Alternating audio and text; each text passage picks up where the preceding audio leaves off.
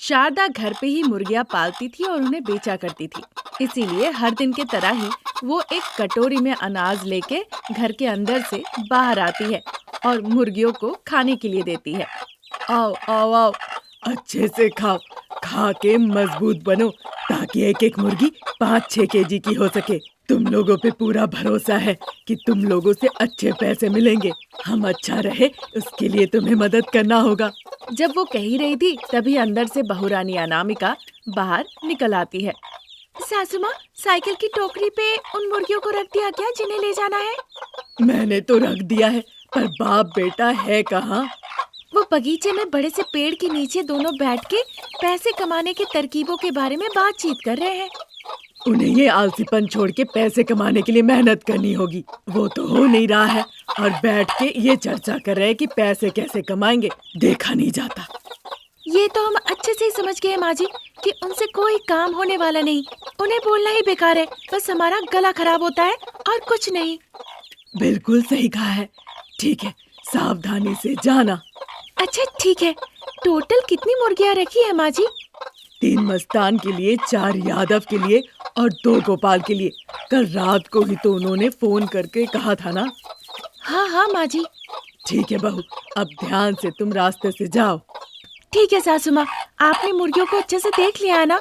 चोर कहीं से भी छुप के हमें और मुर्गियों को देख सकता है। थोड़ी नजर इधर उधर भटकी तो बस हो जाएगा सत्यानाश।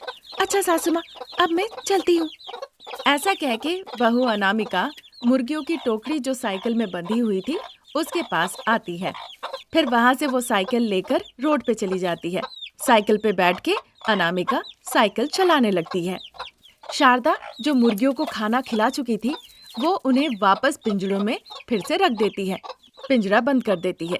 फिर वहाँ से उस पेड़ के पास जाती है जहाँ पे बाप बेटे बैठकर बकवास कर रहे थे। फिर गुस्से से कहती है, तुम लोग इंसान हो? सास बहू इतनी मेहनत कर रही है, तुम लोग कैसे देख रहे हो? आँखों से शारदा।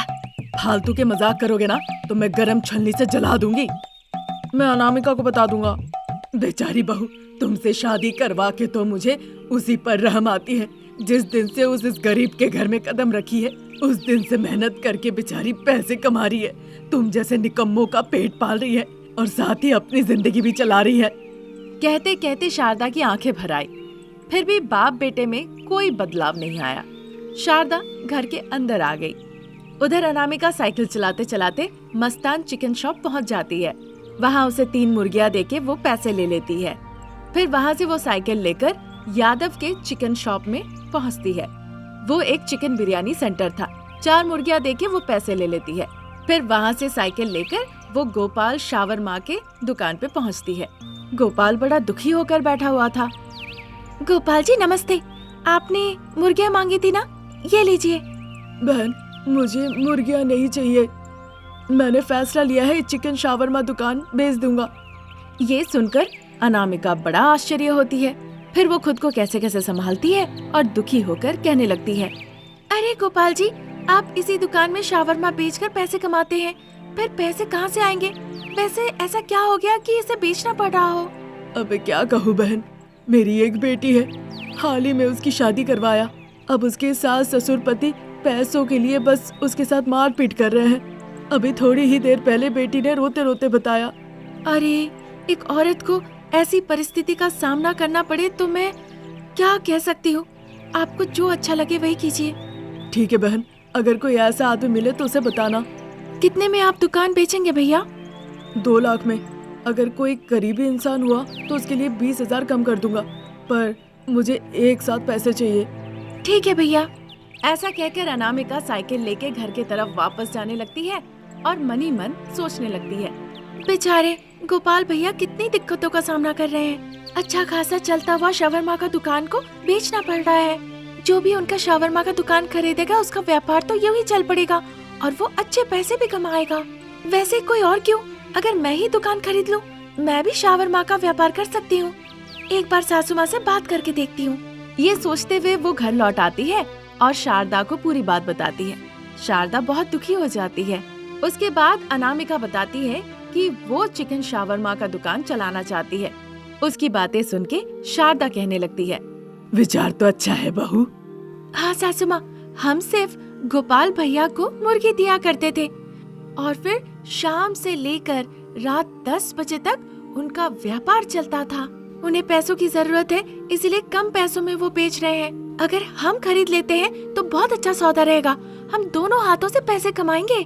अरे बहू, तुम यहाँ वहाँ करोगी, बहुत थक जाओगी। कोई जरूरत नहीं, हम मुर्गियाँ पाल के जो पैसे कमाएंगे उसी से गुजारा कर लेंगे। ऐसा ना कहिए सासू माँ, मैं कह रही हूँ ना, मैं सब संभाल लूंगी।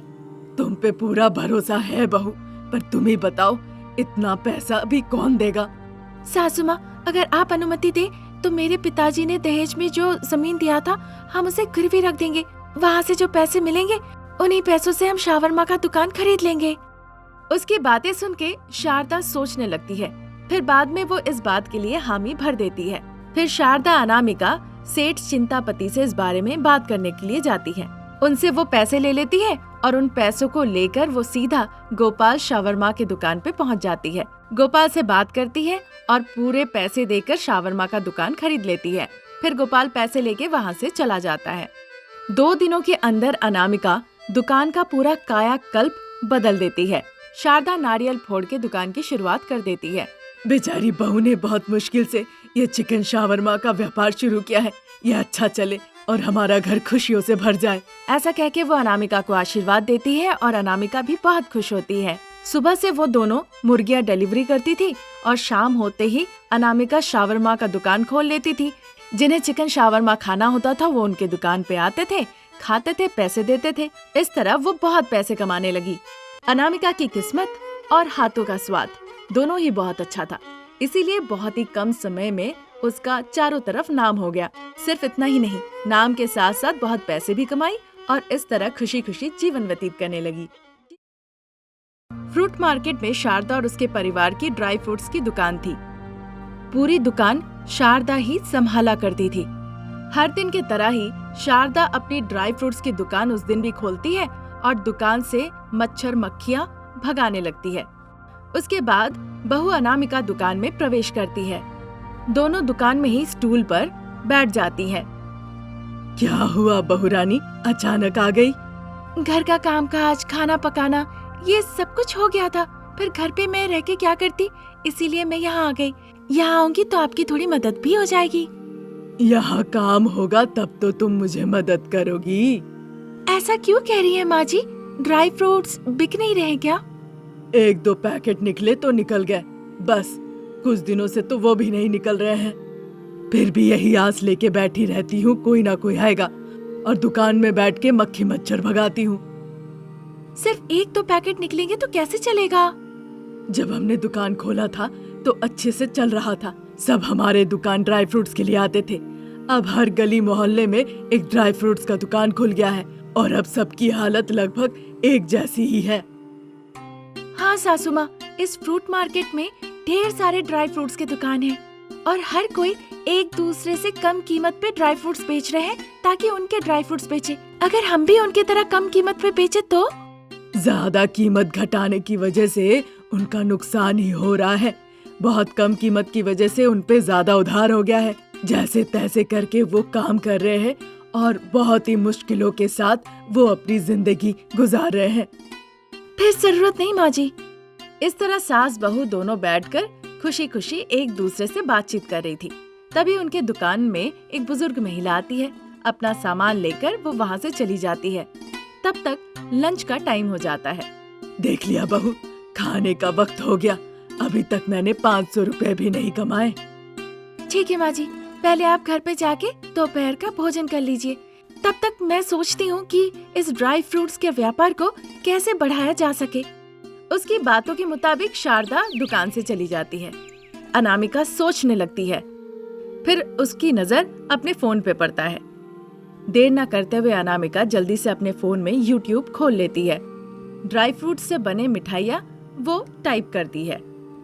वहाँ पे कई तरह के मिठाइयाँ थे, पर ड्राई फ्रूट से बने मिठाई अनामिका को सबसे ज्यादा पसंद आता है। अरे वाह, इस लड्डू को देखकर मेरे मुंह में पानी आ रहा है और इसे बनाना भी बहुत आसान है।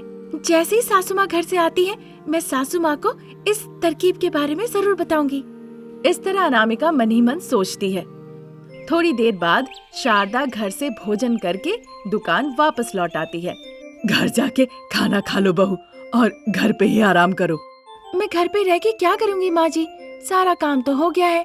घर पे रहती हूँ तो बस टीवी देखती रहती हूँ। क्या करना चाहती हो, जो मन में आए करो। हमारे इस ड्राई फ्रूट्स के व्यापार की तरक्की के लिए एक बहुत अच्छी तरकीब सोची है माँ जी। जो मैं कह रही हूँ ध्यान से सुनिए। बहुत दिनों से मैं ये दुकान चला रही हूँ बहू, बहुत तरह से कोशिश करके देख लिया पर कुछ नहीं हुआ। अब तुम अचानक से ऐसा क्या अच्छा कर लोगी। अपनी तरकीबें अपने पास ही रखो बहू रानी, जाओ घर जाके खाना खा लो। शारदा के ऐसे कहने पे अनामिका ने कोई जवाब ना देते हुए दुखी होकर वहाँ से चली जाती है। कुछ दिनों के बाद इक्का दुक्के जो ग्राहक आ भी रहे थे वो भी अब शारदा के दुकान आना बंद कर देते हैं। अब कमाई बिल्कुल शून्य हो गया। एक दिन रात में शारदा अपने पति प्रसाद को इस बारे में बताकर दुखी हो जाती है। देखो शारदा, बहू तो चाह रही थी कुछ करना, तुमने उसकी बात एक बार सुनी भी नहीं। मुझे और तुम्हारे बेटे को तरकीब अच्छी लगी, हमें लग रहा है कि ये तरकीब अच्छा काम करेगा। ठीक है जी, जब आप कह रहे हैं तो सुबह बहू से एक बार मैं बात करती हूँ। ऐसा कहकर उस रात शारदा और प्रसाद निश्चिंत होकर सो जाते हैं। अगले दिन सुबह सुबह प्रसाद और रमेश अपने अपने काम पे चले गए। घर पे बची अनामिका और शारदा। फिर शारदा अनामिका से उसकी उस परिकल्पना के बारे में जो वो बताना चाह रही थी वो पूछती है। अनामिका बहुत खुश होके जो तरकीब उसने सोची थी वो बताने लगती है। ऑफर में ड्राई फ्रूट्स के लड्डू रखेंगे तो ड्राई फ्रूट्स का व्यापार चलेगा। हाँ माँ जी, यहाँ हमें दो तरह से सोचना होगा। अगर किसी को लड्डू पसंद आए तो वो हमारे यहाँ लड्डू लेने आएंगे, और जब आके यहाँ लड्डू मांगेंगे तो हम उसे कहेंगे कि यहाँ से आपको कुछ खरीदना पड़ेगा, तभी हम आपको लड्डू देंगे।